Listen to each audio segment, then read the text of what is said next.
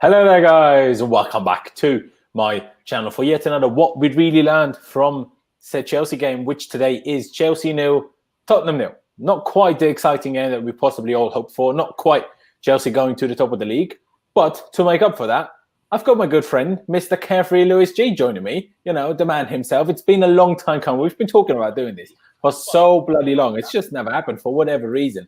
And I'm glad to have you on. I'm glad to finally have you on. I'm glad to talk about this game. I mean, obviously, it would have been nice to talk about this game in the context of us winning. But hey, I still feel like there's a lot of things to talk about. There is a lot of different vibes that I'm getting from people. Some are just hating on Tammy Abraham like crazy, let's just say. Some others are like hyping the performance a bit too much, in my opinion. Hey, there's a lot of different ways to talk about it. And, that's exactly what we're going to do today. Of course, everyone watching, whether you're right now live or later on as a video, be sure to subscribe to Lewis. Be sure to subscribe to myself. And check us out on the Instagram, the Twitter, and all sorts. But Lewis, my friend, first of all, how you been? And then what you thought about the game, really? Yeah, I've been good. This is the deadly part of the season, I think, for football players, and I think content creators as well, because we got 3 days worth of content coming up every single game because of the amount of football that's popping up. But that means more work for us, so we ain't gonna complain too much. Thoughts on the game? It's good. It's good for both teams. Obviously, it's a lot better for Spurs because they needed a draw a lot more than we did. But we come out of this, you can find positives about it. I mean, it's another game where another team struggled to break us down. I thought in large areas we were very good.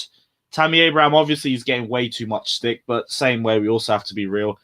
Should have taken a few of those chances, and it wasn't a good performance from him. But that is literally just it. It was just a bad performance. It's not a bad run of form. He's been excellent the last few games.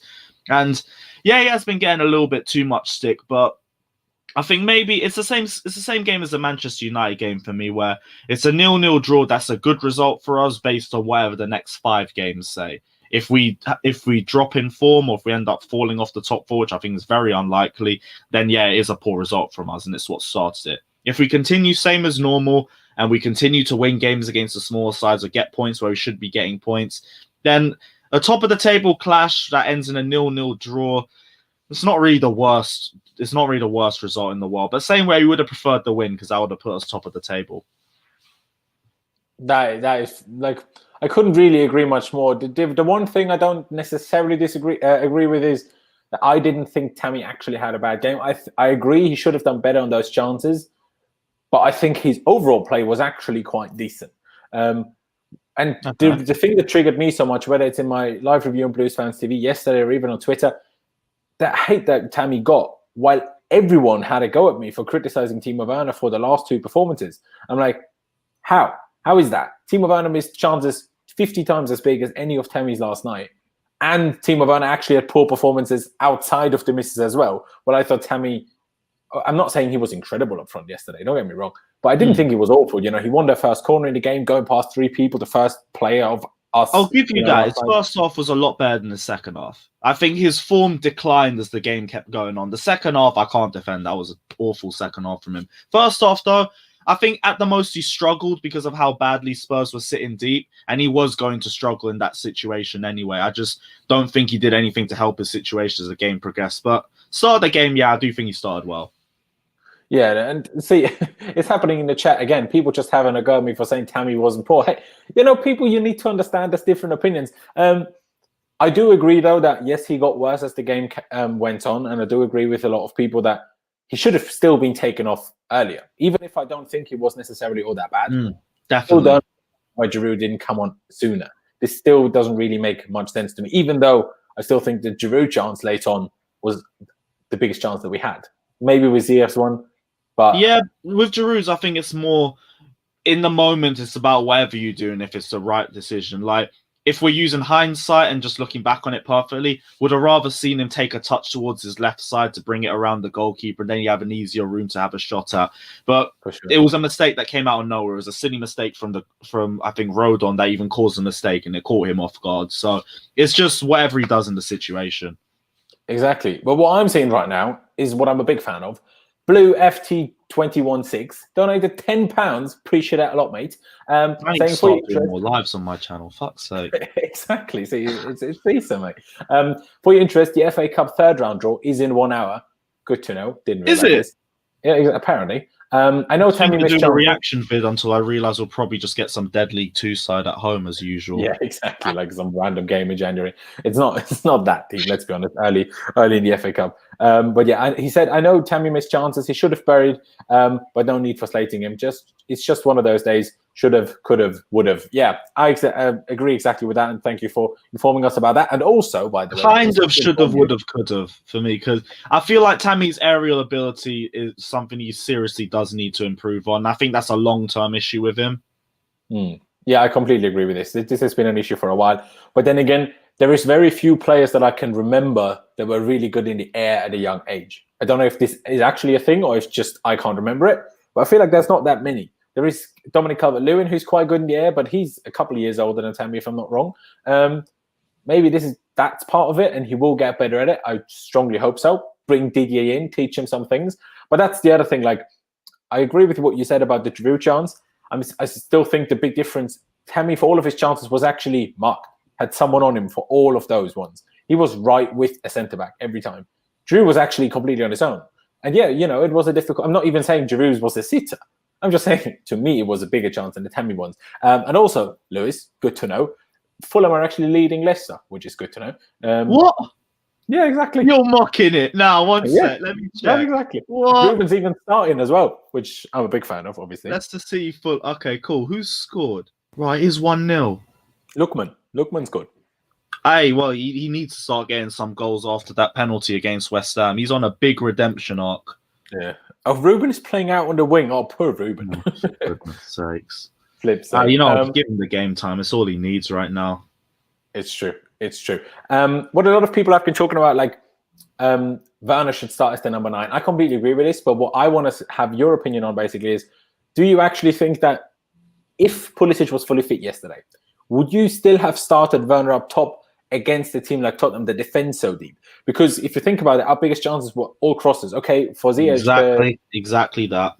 For Ziyech, the chance obviously fell to him and he skied it with his feet, but it was a cross regardless. But all the Tammy chances, Werner probably can't even get to those because he's not even tall enough.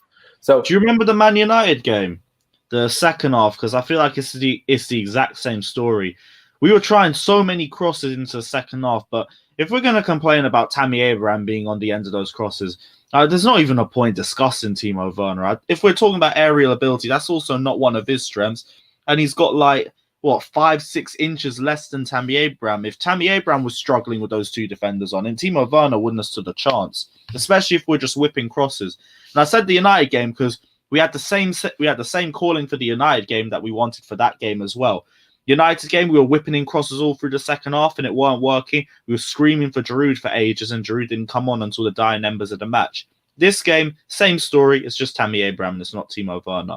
I think our biggest issue, which is something that we highlighted earlier, substitutions. I feel like Lampard against the big sides is just a little bit too cautious when it comes to substitutions. I had no issue with any of the subs that he made. But if they were going to have an impact on the game, they should have come on about 10-15 minutes earlier, each of them. Hell, even Giroud, we were calling for him to come on since half-time in my watch-along. So for sure, I think all of these substitutions, it's the same thing as the United game, which I'm going to go back to again with that one. United game, we all knew the subs that we wanted to see for that game. We didn't see a single sub until after the 75th minute. And that is becoming a regular feature of Frank Lampard, these substitutions that are just coming on way too late for us. And I think that's our biggest issue so far. He's done a lot to improve the squad now. That's the only issue I'm having with Lampard right now. And that's not to say Lampard out or anything, but you got to point out where you think we can improve. And I think that's an area that we need to improve on. Fulham are 2-0 up. Oh, don't mock this. What? Penalty as well. Yo. Go on, Fulham. You know what crazy stat I heard yesterday? Leicester City have created less chances than Arsenal this season. Leicester have just scored 7 penalties. What? It's mental stat. Did Vardy get sent off or what? What? Really? I saw that once, but that was just a troll account. I'm trying to see if this one's actually legit. Yeah, my phone's not saying anything about that. But, hey, I'm loving it. No, it's just a lot of people complaining, saying that they've captained they've captained Vardy because it's Leicester Fulham on FPL, and now they're all paying the price. No, that's all it is. Nothing too deep. That is true. That is true. What was I saying? That's completely me train of thought here. About the Fulham score. Exactly. About the substitutions. Obviously, I know people don't like me bringing this up, but remember those times, Lewis, back on a certain different channel, when we were all talking about Sarri, and some people hated him, some people loved him, and everyone was having a go at him for making late subs. He was making subs after an hour every game. Every game. I think with Sarri, it was predictable substitutions, like that Barkley one again and again, or Willian. But hey, every game people are now. It's Conte that we more got annoyed with for the late subs, because he had that. He loved 70-minute subs, and he loved subbing Hazard off. Those were his two favorite things to do in a Chelsea match. I definitely remember that. Maybe Sarri was late as well. I know substitutions were just a completely different monster with him. Yeah, it's all a bit of a nightmare, and I do not understand really, because I think this is a genuine problem in most games for Frank. Obviously, if we're 2-3-0 up, none of us are really particularly fussed whether he makes the sub in the 60th minute, 70th, or 70th, 75th. Like, we don't really care that much. Even to a point with this season because of rest. True. Because we really got to manage players. Like, look at Timo Werner for Rennes, for an example. I mean, he did get the assist for Olivier Giroud, I think, for the winner. Same way, though, this guy was on for 90 minutes, and also he was probably one of the worst players on the pitch for those 90 minutes as well. Sure. So it's like, we know he's in worse form now because he's being overplayed. But now we've just played him for 90 minutes against Rennes, and we played him for 80 minutes against Spurs. And now we've got a big must-win game against Sevilla, and what's the plan going to be for that game as well? Yeah. I mean, the whole Timo Werner thing, I personally don't necessarily buy into this he's tired thing. The guy played every 3 days last season as well. That's what he does. You know, some players are just... the numbers the same too? Obviously not the exact same, but I think he featured in all of the 34 Bundesliga games for Leipzig last season. In 2 of them, he was a sub. I think it's a stat like that. Obviously, that's just the league. But obviously, he would have played most of their cup games because he scored a couple of cup goals, and most of their Champions League games as well. So it's not like this is something completely new to him, playing most games. I don't know whether necessarily he was taken off in more games, but I don't think, some players are just built like they can do that. We always had these players back in the day that played most games. How many times was Frank Lampard rested, even when we played every 3 days? But I feel like this season is too much of an anomaly. Just because this season, with everything that's happened with the virus, I don't know if I'm getting monetized or not for saying, but you know what I'm on about.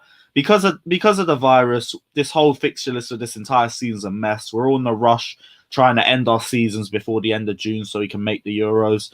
So I get what you're saying, and that could work for any other season. I just don't know if that works for this season, because even by how packed Christmas is on a seasonally basis, this year is a joke. This year is a joke, and I think every team needs to be seriously worried about their players, because there's a good chance Chelsea, Liverpool, Sheffield United, Burnley, anybody, they could go through some big issue with injuries if they don't manage their players well enough. Yeah, but Sheffield United can't cry because they were one of the ones voting against 5 subs. So, they can go do one for personally. Yeah, forget Sheffield United then. But point still stands. I get what everyone's saying here. The point I'm trying to make with this whole Timo Werner thing is, for example, the first big miss against Rennes was in the 5th minute. I'm not taking fatigue as an excuse in the 5th minute. If he was actually tired, miss. Cool. Exactly. Cool. And then it's also like, it's not like he stops running. People are when you're tired, you run less. Have you ever seen Werner not run? I feel like that's not what he does. What Timo Werner does is not pass very well and then miss a couple chances. But to me, those things aren't huge signs of fatigue. If he stops running, if he stops getting into positions, if he looks like just shattered on the pitch, to me, it doesn't look like that. Maybe to some of you, he does. Fair play then. But I don't know. I'm not fully buying into that because I don't know. He had the full game's rest for the Germany friendly, which other players didn't have. So everyone had about 1 game international. Yeah, because obviously every international team is playing 3 games these days. And he definitely missed one of those games. Yeah, and didn't come on as a sub or nothing. No, he wasn't even in the squad. I think they called even joined the squad. I think a couple of days later, if I'm not wrong. Yeah, I didn't know that still, but safe for that. But hey, I mean, everyone's getting a rest, and I do agree he should have come on a little bit earlier in a few games. But to me, that doesn't excuse some of the misses. One other thing I want to talk about, which I put in the title, which I put, as part of the thumbnail as well, and some people have commented in the comments on as well already. Mason Mount and Mateo Kovacic yesterday, both brilliant. I think you will agree on this. I think both play, like everyone will agree on this. Like they were both remarkable. The only thing we were kind of lacking last night was the finish, because other than that, I thought it was a very good performance on all bases considered, really, because Spurs are a really good team, and we stopped them to 0.23 xG like chances. Like that's crazy for Kane and Son. Look at what they did to City, and they did absolutely nothing against us. So that was brilliant. But especially Kovacic, but also Mason Mount, how they've been playing. Is that a problem for Kai Havertz? Because I was going into this game thinking, even if Kai is fully fit, with what Mount and Kovacic give me, I wouldn't start him over either of them. I'll be honest here. And I know a lot of people may disagree with that, but I was genuinely thinking that because, he doesn't give me the physical edge and the tackling that Kovacic gives me. He doesn't give me the pressing and the non-stop running that Mount gives me. And we need both of those things. Obviously, that isn't for every game, but I feel like it's a bit of a problem for Havertz. And I'm not saying he's been bad, but obviously he still needs to find his feet a little bit. He needs to, get form. He needs to get fit again after the illness. Do you think it's a bit of a problem?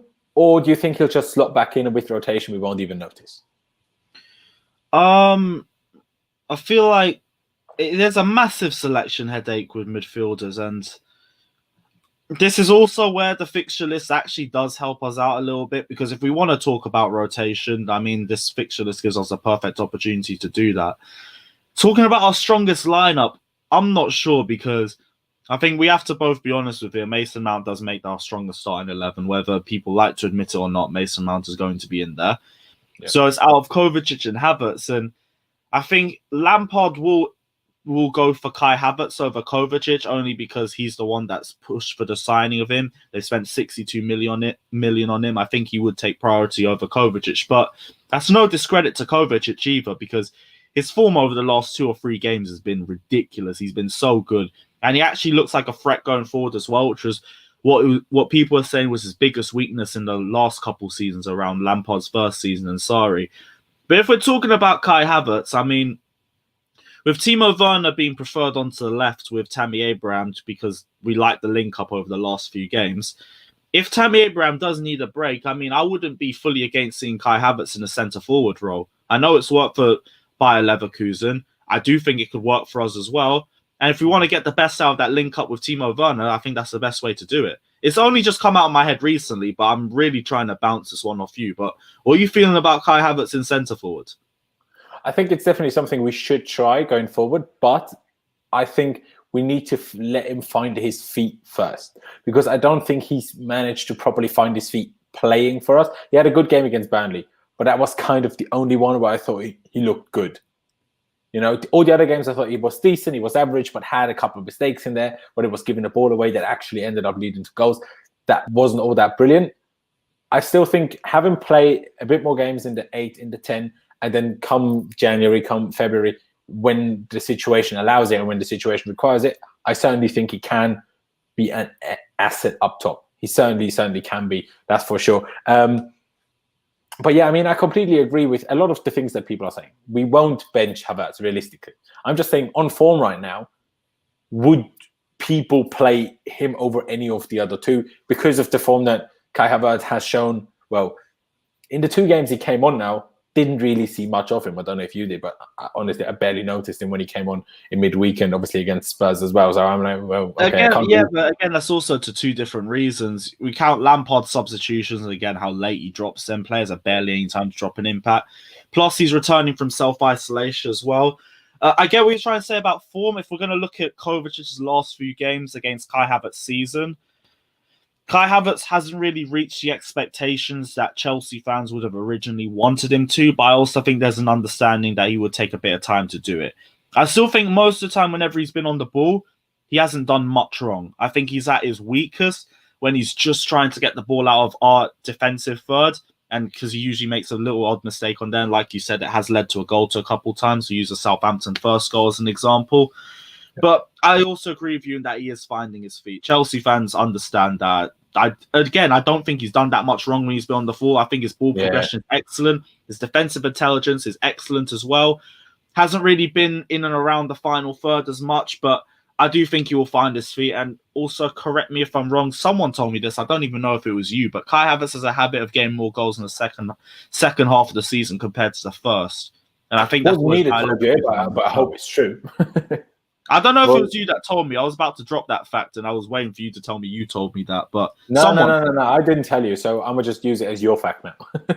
Yeah, cool. But someone told me Kai Havertz scores a lot more goals towards the second half of the season compared to the first. So I'm willing to play the waiting game with him. Plus, he hasn't looked as bad as half the midfielders we've signed over the last 3 or 4 years. You remember Ross Barkley, Drinkwater, Bakayoko. I know those aren't the standards we are trying to set with our midfielders, but we've signed midfielders who have done 10 times worse than Kai Havertz has done. I'm calm for now. Oh, yeah, for sure. I'm not sitting here criticizing Kai Havertz by any means. Oh, definitely. And what that dude, I'm sorry, I'm just not even going to try to pronounce your name. If Kova only had a shot in him, he would be a madness. He really would. Mm-hmm. But let's be honest here, Kovacic probably wouldn't be playing for us if he did. Because he probably would have just never left Real Madrid. So, I guess you could take it as that. And Usain said something interesting. True. Some fans need to understand that Pulisic and Kai couldn't start because they're always wondering, why did Tammy start? And Pulisic especially. For this entire season, I don't want to see him play more than 1 game a week.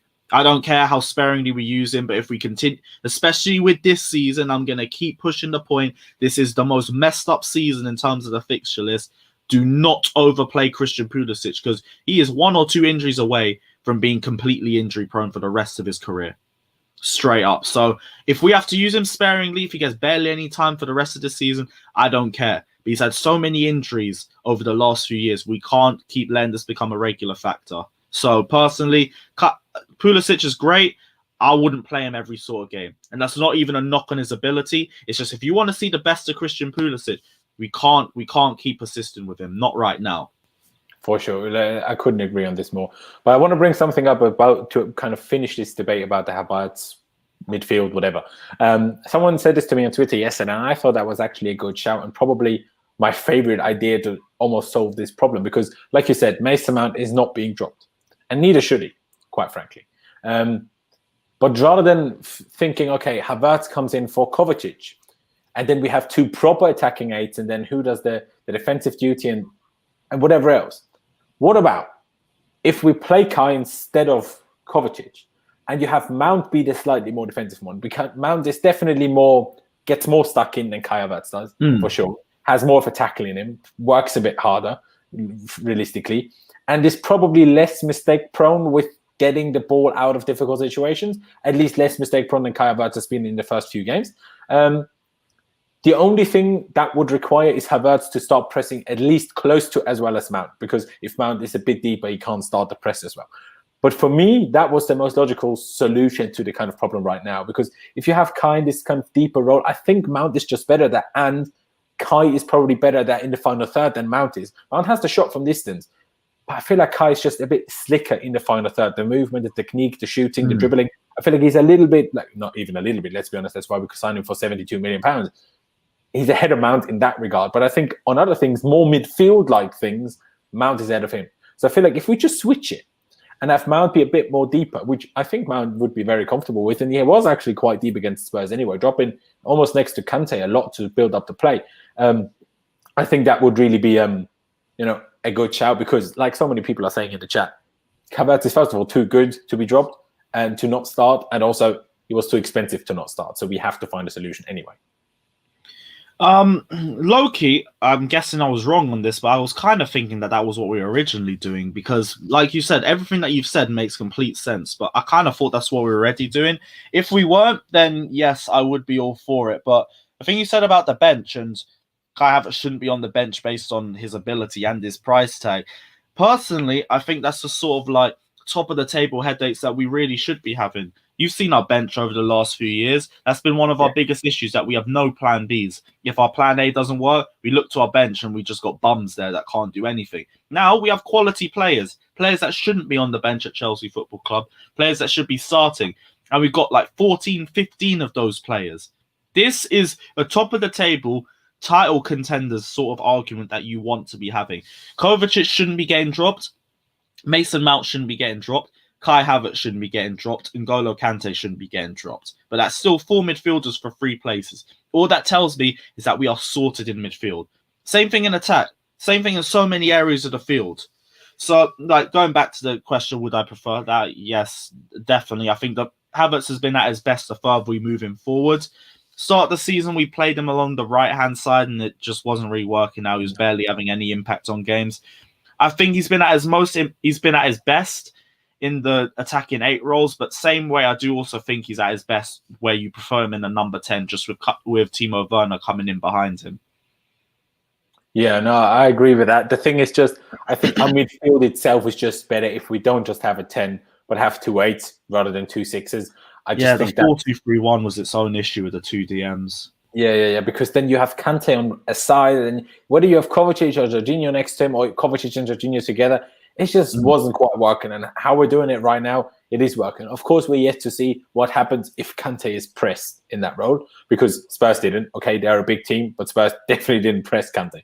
So we'll have to wait and see how that works. But for now, that is certainly working. Yeah, the finishing wasn't quite there yesterday, but I still think overall that was a really good performance. And I do want to touch on positives as well, because we said, Tammy should have done better, and, Frank Lampard substitutions. I think we do need to talk about the positives as well, because first of all, 14 games unbeaten, 11 if you count the cup defeat on penalties to Spurs as a defeat. 2 points off top in the Premier League, which, interestingly, I'm not sure if you saw this, we actually have 1 point less this season than we did after 10 games last season, which very much surprised me. I didn't see that coming. What to think of that? I guess the difference is now we're 2 points off top. Last season, at the same time, we're 8 points off top. So that's the biggest difference, I guess. But the fact that against someone like Kane and Son on 9 goals, 2, 4, whatever, a couple of assists anyway, Kane 7 goals, 9 assists, and we just absolutely nullified them. Like, they did nothing for the entirety of the game. We had one mistake by Zuma late on where they could have had a good chance and could have scored from. But other than that, Spurs had nothing other than a Bergwijn shot significantly over the bar in the first half. We suffocated them. We suffocated them so much, and I think that is something we should be proud of, because we suffocated them a bit like Antonio Conte, like Mourinho back in the day, always try to do. Just don't concede chances, don't concede goals. We're doing that while still being the more offensive team, and I think that's hugely impressive. I think that's hugely important, and that's why I'm at the moment sat here saying, trust the process, as much as that, the standard Alex Goldberg statement. Shout out Alex, but I honestly feel like that's it right now. Why should I say here, Lampard is doing this and that wrong? I'm like, at the start of the season, I was like, the defensive is a shambles. Give the guy 3 games. The defense has been incredible. Why shouldn't the attack and the finishing become incredible in a few weeks' time as well? Who am I to say that? So I think there is still a lot of positives to take. Our back 5 is incredible. The fact that Mondi missed the first 3 or 4 games of the season and still has the most clean sheets of any Premier League goalkeeper is crazy. And the midfield 3, we have a problem of where does Kai Havertz come in? Like, it's genuinely crazy. We just need to get the finishing right, and then we're cruising, don't you think? Exactly that. I think get the finishing all sorted. Maybe the number one thing we need now is a new DM, because like I've already said plenty of time, I prefer N'Golo Kante with someone else next to him. That's the only thing that I think we seriously need, or maybe another left back once we get rid of Alonso, and preferably Emerson as well. But one or the other's fine by me for now.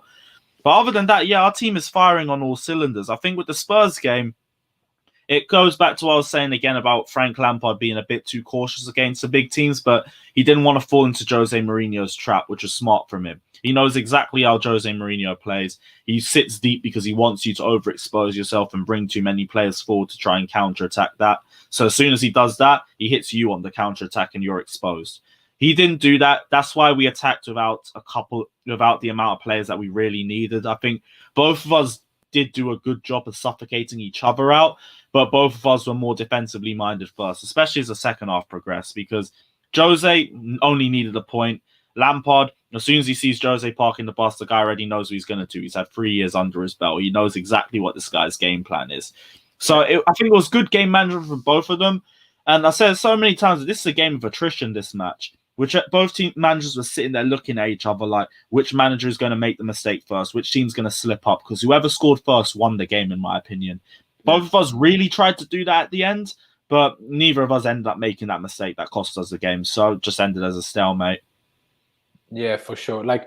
And this is something I want to look at compared to last season, because I know we beat Spurs in both league games last season, but they were very, very different games. First of all, we played a 3-4-3 shape. We were kind of the more pragmatic team, at least. Maybe not pragmatic, but as in we changed the shape. They didn't. They do what they always do. We necessarily changed it to play Tottenham. And I think if the game goes exactly like it did yesterday, but it's last season, I'm very confident that we make that one mistake and we do lose it. And I think that's also a significant improvement compared to last season. That, okay, you could say Zuma almost did, but somehow Lo Celso made up for it for him. But yeah, we didn't do it earlier. Yeah, we didn't do it earlier. Zuma still had great other moments, and the defense at the moment, honestly, I don't feel like we're going to concede goals. It's brilliant. Against Rennes, I did. But other than that, I haven't felt like we're going to concede now for ages, honestly. It's brilliant.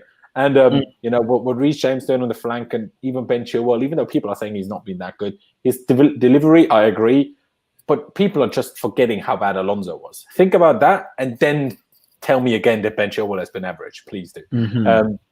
But a lot of people have been talking about, obviously, what you said, we need a DM. For sure.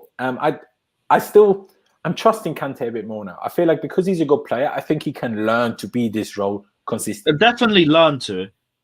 And I think he's getting better and better at it. Hence why I said earlier, I think we need to see first what happens if we get pressed, whether he still does a job. That's still the final thing for me, yeah.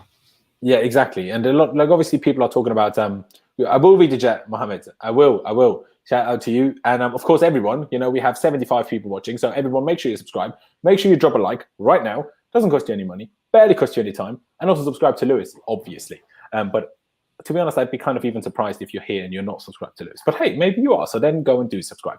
Again, I'd be surprised you're here and you ain't sub to this guy. Wrong hand, this guy. But you already know what to do. Hit that like button. Exactly. But yeah, about the DM situation. Obviously, Declan Rice has been a big topic. I don't know if I've ever spoken about it with you. And then, there's always these random different names that are thrown in, whether it's Zakaria from Borussia Mönchengladbach or whether it's, I don't know, Ampadu. Where do you stand on it? Is Rice just too expensive, or is Rice a genuine shout in your eyes? Rice is only a genuine shout for me because we got Marina. And I still think Marina can take that price tag down from 80 million. She could throw a player or two in there and try and soften the deal a little bit. But I'd still be really surprised if West Ham take us for the full 80 million for him. If they did, go for a Zakaria or go for a Sumar or go for any other DM that we want. Well, I do think we have the capability of getting them, but I do also think Declan Rice is going to be the number one guy that Lampard wants. And if Lampard wants a guy, he usually gets that guy. So I do think there's a serious shout of us getting Declan Rice. I just would be very surprised if it was in January. I know these moves can happen, but we're meant to be one of West Ham's biggest rivals. I think I'm going to have a look at the league table, but they should still be in a deep relegation battle. But even if they aren't, Declan Rice is their best player. I don't know why they get rid of their best player in January. They're in 11th place. I mean, higher than Arsenal, fair play, but they're still in and around the relegation dog fight. They might have that. But yeah, I had to drop a little bit of slander, but I'd be surprised if West Ham sell them. I really would. They're a bit of a dead club, and the owners have no idea what they're doing, and they hate their fan base. But even then, selling Declan Rice at this age, at this point in the season, stupid. Even they won't I can't see it happening.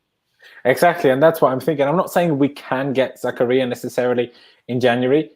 My logical solution to this current problem would still be, if we have such an option, bring back Ampadu in January, and then we see where we are in the summer. Whether Ampadu has done enough to stay in that role, whether we're bringing Rice, whether we're bringing Zakaria. But because we can't get Rice in January, Mohamed is a fair shout. Calvin Phillips from Leeds also a very good player in probably that role. But, surely that's just the easiest option, because who else are you going to get? Because otherwise we're probably going to do what we did last January and not sign anybody because we can't get those that we actually want, which I'm genuinely a fan of. Much rather that than some panic buys. And then we need to start including these early, cut off of the loan deals clauses into contracts for like the likes of Ampadu. We should have done it last year. We should have done it this year. I don't know if it exists this year, but it certainly would be something that I'd personally be thinking about. Someone else said something earlier as well, which I thought was interesting. The whole Timo Werner needs to learn to beat a man, which I completely agree with. And I yesterday had a problem. I was speaking to about this with my girlfriend last night. We kind of had this problem last night. We had Ziyech, who is the passer, the creative guy.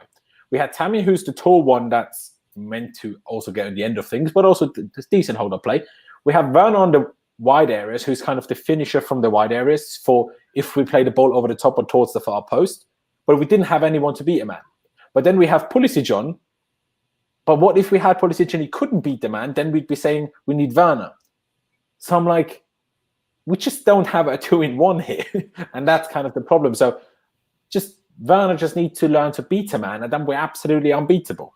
Don't you think? Like, if Werner can start dribbling like past people, just like a bit like Pulisic, a bit like, barely going to mention the name Hazard, but you know what I'm trying to say? That would solve so many of our problems, honestly. It is the thing with Werner. I do think he can beat a man. It's just we don't really see it enough from him. Like, I don't know, because I've been in two ways about the Timo Werner at the left situation. Start of the season, I weren't really for it, especially in the 4-2-3-1 formation. I just thought he was doing the bleep test for 90 minutes on it. But ever since we've gone to the 4-3-3 and he's been playing with Tammy Abraham, both of them do like to drop a bit deep, but also create space for the other as well. It has worked, but it's been more against the smaller sides, but also the same way. I don't know if I'm going to use a Spurs game as the barometer for whether it actually does work against the big sides or not, because Spurs barely played football. They sat deep for the most part. I'm not going to hold it too much against them. Again, we've won titles doing it, so I don't care too much. But there was barely any space for him to work with. Right-hand side had two players on it at any point, and Timo Werner loves having space to run in behind too. So it's another one where it was going to be a frustrating game for him. I mean, if that offside goal had gone in, I feel people would be speaking a lot differently on his performances, but offside as per usual. So it was a good finish, though. I will give him credit from that. Brilliant finish, honestly. It was just sad that he didn't use any of these finishes when he missed those hitters, but the finish was genuinely incredible. There's two things that two qualms, I guess, that I still have with Werner. One, why are you always offside? You're faster than anybody. You don't need to play so much on the edge. Just start running when the ball is played. You'll outpace anybody. Just don't be silly. Secondly, try beating a man, because you're right. We don't actually know if he can. What we know is he doesn't try 90% of the time. And that is a bit sad, because I don't think he's a bad footballer by any means. Well, obviously. Even on a high standard, I don't think he's a bad footballer. I think he could do it. But hey, at the same time, he just joined. It's a new league. It's things to get used to. It's things to learn. And Hakim Ziyech didn't have the greatest game either. Although I think, again, a bit like on Tammy, I thought people were a bit harsh. His passes were like Ziyech especially harsh. They had two guys on him, and they spent most of the game trying to keep Ziyech quiet. Like, it was Tottenham's game plan that kept him quiet more than Ziyech playing bad, in my opinion. Especially, and he had a couple of those balls. If Werner does a bit better on the left, if Tammy does a bit better on a couple of them, and some of his balls were just a half a yard off. You know how difficult it is to play a 30, 40, 50-yard ball by the accuracy of half a yard? That doesn't make you bad. That just means they weren't perfect.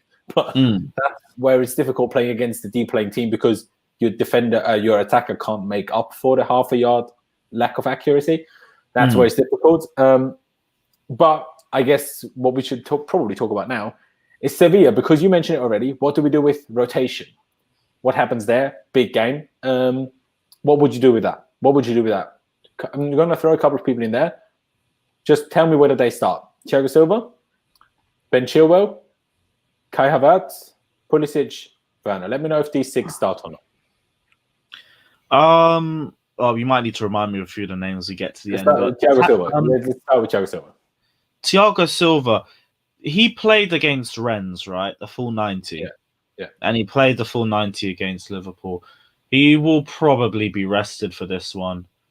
Even though I think it's technically more important than the Spurs game, like, he probably will. I'd like to see him play the first half or something like that. We have 5, so yeah, you know what? I'd start him and take him off early, because I think this game is massively important. I also don't get this notion that Thiago Silva can only start one game a week. I said playing times. I don't care if he's 36. The guy's post. Also, he's playing at centre back. Like, let's not ignore that. He's playing in the, other than goalkeeper, the position you run the least at. Like, and that does play a part. Apparently, he looks after his body with the same post-match recovery method Ronaldo does. So his body should be a lot younger than the age of 36. I feel like we're way too worried when it comes to Thiago Silva. And we got one of, if not right now, the best centre-back in the league. And we're playing in one match a week. It don't make enough sense to me right now. I really think we should be playing him more. But yeah, Thiago Silva definitely to start. Left back, Chilwell. I'm not too sure because that Rennes game, the more the game progressed, the more he was out of it. Maybe start and again bench for Azpilicueta as the game progresses, or maybe start. Would you say Azpilicueta left back? I'm so done with Alonso and Emerson. Like, the sooner we get rid of the pair of them, the better for me. I've had enough chances with both of them. I don't want to see them anymore. I'd be more than happy with Azpilicueta. Granted, we ain't going to be doing so much going forward, but you'll be solid defensively with Azpilicueta. And most of our attacking play comes down the right-hand side anyway through Reece James and Hakim Ziyech. So I wouldn't care too much about that. So maybe, or go for Azpilicueta. I probably would push more to Azpilicueta. Who was the other four names again? Kai Havertz, I said. Kai Havertz.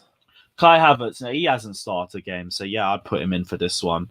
I think if we weren't resting him with the notion of getting him to start for Spurs, it was for Sevilla. So I'd start him in this match. Sure. But who would you take out? Mount? Who'd I take out?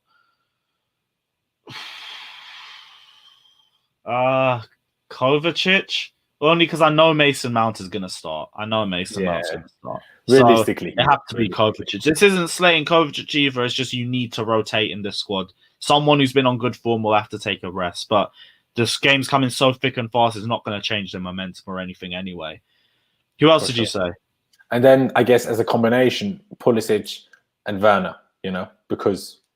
Pulisic saying if you weren't rested in the mind of starting for Spurs, you should have been rested to start Sevilla. But he better come off after an hour. Pulisic better not play a full 90.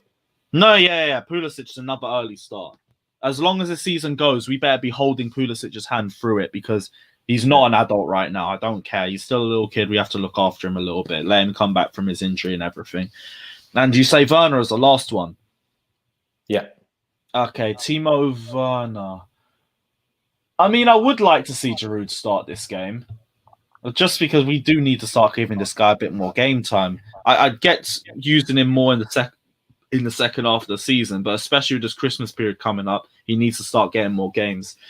Werner, would I start him? Nah, I don't think so, actually. Because I know we're saying we don't know whether to believe or not this rest or not thing.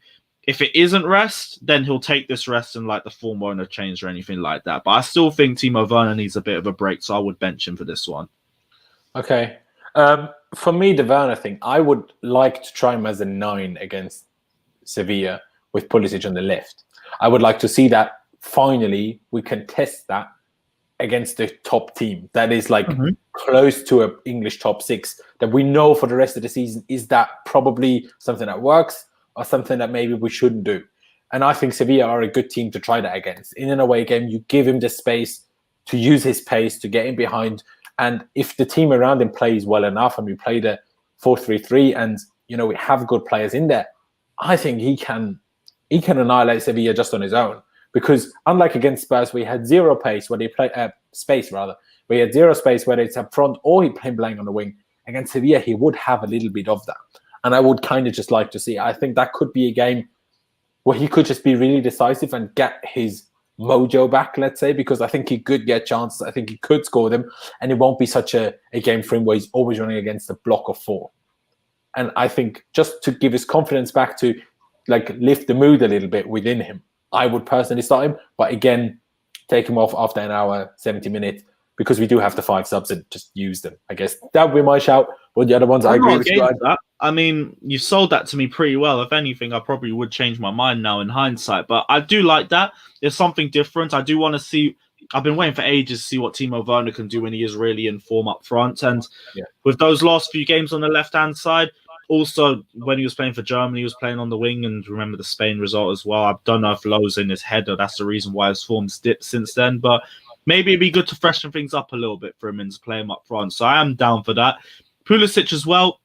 I wanted him to start initially anyway, so I'm definitely down for that one as well. And he's probably the only natural winger that we have that actually doesn't do the same thing in terms of, we know Hakim Ziyech is going to cut inside, but we also know with Christian Pulisic, he can do both. He can come in on the outside, he can come in off the inside as well. He can ask a lot of questions of the attacking right back. So yeah, all for it, honestly. That does work. Sevilla won't sit deep the same way Spurs have. They'll give us a bit of space. So yeah, Pulisic and Werner, if I see that, I would be happy with that.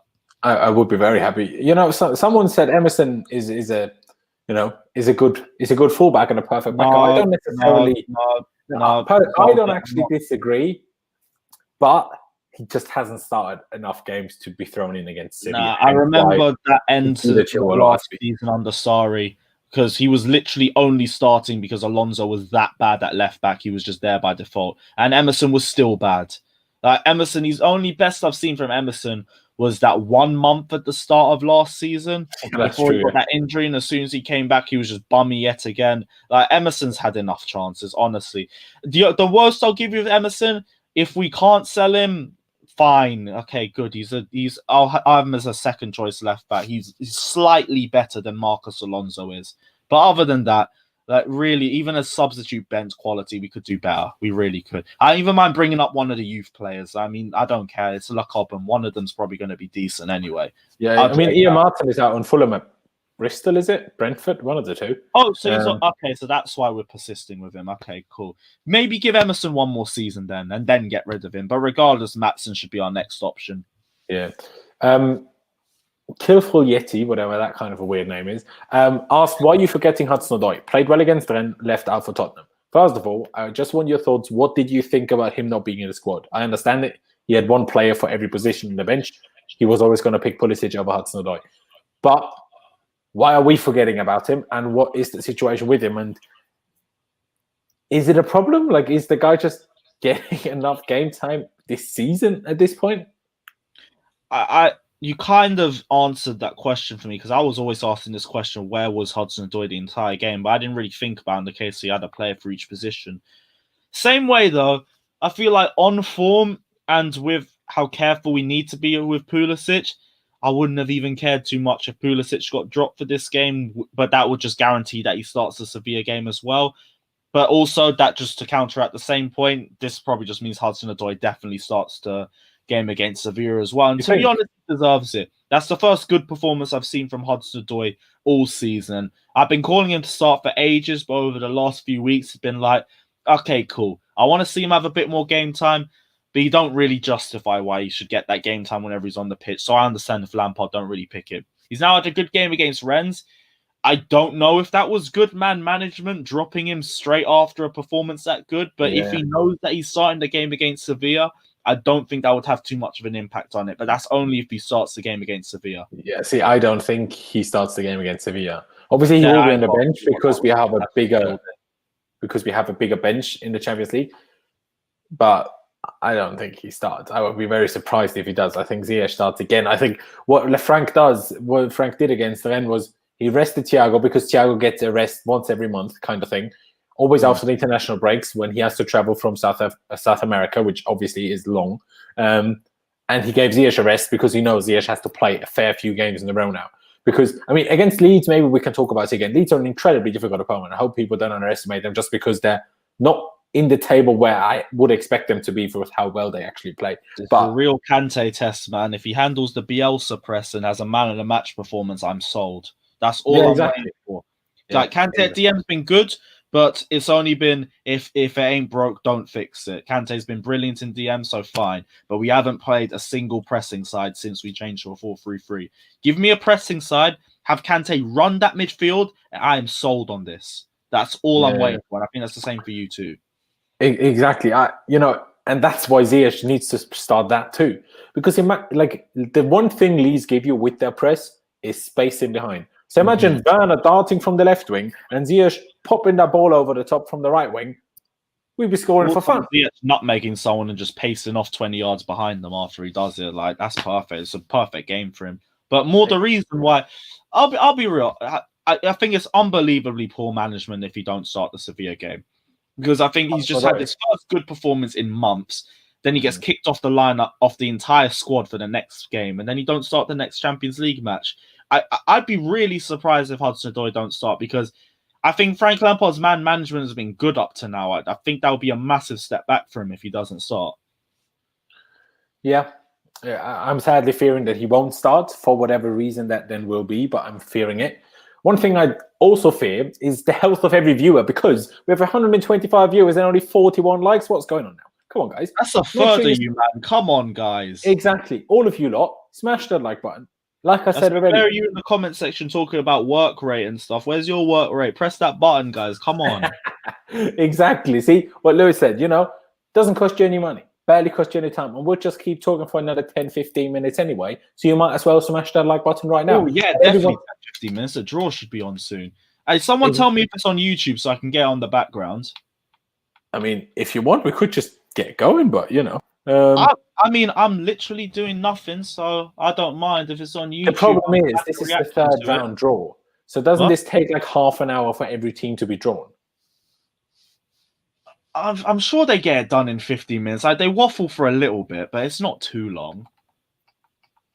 Someone else knows. Is it on YouTube? Let me type this in. We'll see. Let me just, what's the most important matches? That's a good question. Sabil asked, what's the more important match, Sevilla or Leeds? If we won the Spurs game, it would have definitely been Sevilla, but it is still Sevilla for me, because we have to make ours group winners. What was it? CFC Daily said it perfectly, and I think I got the thing bookmarked, where if we finish second in the group stage, and the way the group stage is going for the rest of the other teams, if we finish second and the rest of the Premier League clubs win the group, it eliminates half of our potential opponents, and our potential opponents would be either Barcelona, Dortmund, Mönchengladbach, or Bayern Munich. Like, if that don't explain any more why we need to finish first, then I don't really know what to tell you, man, innit? Yeah. Although we know exactly from last year with the Valencia issue and finishing second again Bayern why we need to finish first. So yeah, Sevilla's way more important. The only thing is, you said Gladbach as if we come second, because they might top their group. Team coming second in that group will probably be Real Madrid. So even if we top the group, it doesn't necessarily stop us from playing a big team. Do you know what I mean? It does, but you face the big teams eventually in the Champions League. You just want to delay it as much as possible. Oh, yeah, if we face, right now facing Madrid, why not? Honestly, I want to see Courtois get nutmegged for 2 legs. That's more than fine for me. Exactly. Frankly, right now we would annihilate them, both of them. Right now, obviously, come we play them in March, things could be very, very different. But right now, such a beating, he comes back. Exactly, and I completely agree with you. I think the Sevilla game is arguably more important, but I would just say they're both equally important. We can't. This is what happens when we can't have it. People always talk about rotation, and people always talk about we need to do this and we need to do that, but they always expect us to win. There's 2 things here. Either you rotate and you don't expect to win, or you don't rotate, you hope players don't get injured, and you expect to win. But that's the thing. This season, I think that second option is just defunct. There's no way you can play the same lineup and expect to get through. You'll have like 3 players left by the end of it if you're lucky. This season, we are so lucky our squad is packed. We have one of the best squad depths in the league, but now's the period where we use it. Yeah, except holding midfield. Half the reason for that, though, is because I say I back Jorginho against the pressing sides more than N'Golo Kante, but he hasn't given me a single reason to back him the last few weeks. It's a shout. Imagine that. Imagine against Leeds, Frank just throws in Jorginho over Kante for no other reason. It's like, I'd just be there to watch the meltdown on the timeline and watch everyone delete their tweets as the game progresses. It'd be beautiful. Draws in 15 minutes, they're saying. So I back it if you back it. Nah, but I think they're taking too long. We'll be on for like 2 hours. Man needs to have dinner. Yeah, I hear that. But what I do want to talk about, 1 draw anyway. Exactly. What I do want to talk about, a couple of last things. David Alaba, I'm not sure if you heard about the rumours, but of course there are rumours by CF Bayern, one of the more reliable German journalists. They're usually not that reliable anyway, but in comparison to others, he's usually more reliable. in terms of Germany news, people need to differentiate that. When there was always this talk between Hudson-Odoi and Chelsea, that was news from England. Obviously, he's not going to be top-notch for that. But when the news is coming from Germany, he's usually not that bad. And the reports do suggest that David Alaba's agent, who is also the agent of Lewandowski and Müller, I think, anyway, will have discussions with Chelsea and possibly PSG over a move in the summer, because his contract will run out. There's been, for months and months, there's been a dispute between the clubs. And first it was always Bayern offering them something and him not signing it. And then they offered him more. And then they offered him like their last contract, saying you have a week to sign that. If you don't, we're done. We're going to find a replacement for you. That was a couple of weeks ago. Now there's talk about them offering something again. Personally, I believe in the end he will just end up signing a new contract. But if there is a chance for us to sign David Alaba, and this is not just because he's Austrian, because for the national team he's actually usually awful. But if there is a chance for Chelsea to snap up David Alaba, I don't care whether he wants 250k or not, we wouldn't pay a transfer fee for him. Like, people need to think about this. When we signed Kai Havertz for 72 million, divide that by 52, and then you know what he gets per week, in comparison with a free transfer. It all adds up, and it doesn't really make that much of a difference. But if we could get Alaba on a free transfer, the guy is a top-notch centre-back, played centre-back all season for Bayern Munich, won the Champions League there, won the Bundesliga, and won the Cup, won the bloody treble. And people would be telling me he would be our backup centre-back. No, I'm sorry. Zuma will be straight out the door if David Alaba comes in, other than against very physical teams like Burnley, Sheffield United. Obviously, you need Zuma there. But Thiago Silva is 36. We've discussed. Exactly. And Thiago Silva is 36. Get rid of Emerson. Come on. There you go. You could still start Chilwell every week. And if you need to, you play David Alaba there. And even in DM, David Alaba would be a decent DM, I say. He's probably pretty press resistant. He's versatile, which fits the Frank Lampard mold of transfer. He always likes players that can play in multiple positions. Like we also said, it means we can get rid of one of those bums we have at left back, because we actually have 2 left backs now, 3 if we can add Azpilicueta to the list as well.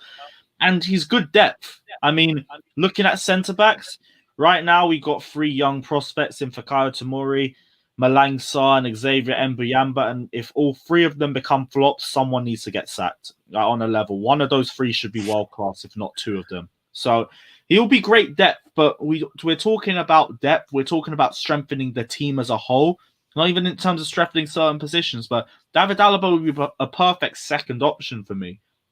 And that maybe you think of him playing in a more featured role for us. Maybe that does happen. That's the level of quality that he has. But even if it doesn't happen, someone like David Alaba to come on and rely on if you have an injury or if you need to kill a game off or something like that, I think that would be a perfect option for us to bring in David Alaba. Especially if he's on a free. I thought he was older than the age he was at, but he's only 28 years old. And exactly. I've got no reasons against this. If we're talking about building a title-winning squad or building a team that can maintain that sort of momentum as well for more than a season, a signing like that is perfect. The main thing that you want to do once you have your squad ready is that you bring in more players to try and up the level of competition. Because as soon as you up the level of competition, you get the best out of both players fighting for that position. So, David Alaba, I'm all for him, honestly. For sure. The only thing I would disagree with is Alaba wouldn't join us if he wouldn't know he starts. And also, we wouldn't pay someone 250, upwards of 250k a week for them to be a bit part player that comes in now and again. That would like that. Yeah, I get that. With the age he's at, he is still at an age where he should be playing football regularly. But I think more in terms of I'm not saying we'd only play him sparingly like once a month or anything like that. It's just I feel like we would eventually have better defenders and he'd just rotate more with them, or you'd see him just playing more regular parts in and around the squad. I do think he'd get minutes, but I don't think he'd be our long-term option even if we signed him, if that makes sense. It wouldn't be super long-term, but I still feel like, mate, he was part of the best team in the world last year. We really sure he's not going to start for us? I don't know. I think that's overestimating. Prove me wrong that we have a brilliant defender on our hands again. So I wouldn't be against it. It's just I do think long-term we would have better defenders around us. He's been an excellent defender. He still is an excellent defender. But I'm also thinking Chelsea right now, we're thinking long-term. We're always thinking long-term. Say that with a 36-year-old centre-back, but we're thinking long-term. You get the gist. So I'd be surprised, but again, wouldn't be against it. He is still a quality defender anyway. Yeah. Lionel did ask, what about him in midfield? Speaking from experience, watching Austria, where he always plays in midfield, or not always, but 95% of the games, I don't think that's where you'd want to start him week in, week out. But hey, that's just my opinion, I guess. But ladies and gentlemen, still 122 people watching, which I genuinely massively appreciate. But we still only have 58 likes. Let's get to 80 likes, all right? I'm not going to say it's too high, but 22 more likes it needs. So go down below, smash the like button. Only 10 of you guys press the like button. What is this? Exactly. Go down below, smash the like button. Help us reach 80. I was going to say 80k subs. That'd be nice, wouldn't it? That'd be quite good. So if you want to help me reach 80k subs by tomorrow, that'd be brilliant. But 8k would do, and 80 likes would also do for the time being. So that'd be brilliant. Someone's Bento said, Lewis, where are you from? Well, clearly he's from London. Have you not seen the guy? He's from Hammersmith. Ethiopian roots, though, if that was the question. No, obviously. Get the point. But Lewis, do you have anything else you want to add before I would say we'll leave it here, because I feel like the draw's just going to be a bit dead. Sorry. Yeah, I could imagine that. Too many times been hyped for the FA Cup. But final thoughts. Spurs game only is really that bad if our form dips, but our form isn't going to dip, so I think that's all fine. I'm a little bit worried about the Christmas period, but it only depends on how Frank Lampard manages the squad. If we manage the squad well, we should still be doing the same thing we've been doing for the last few weeks.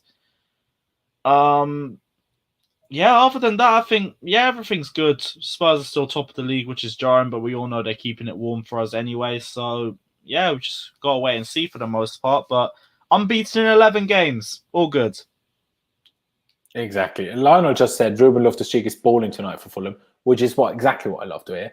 But, I completely agree with you. I completely agree.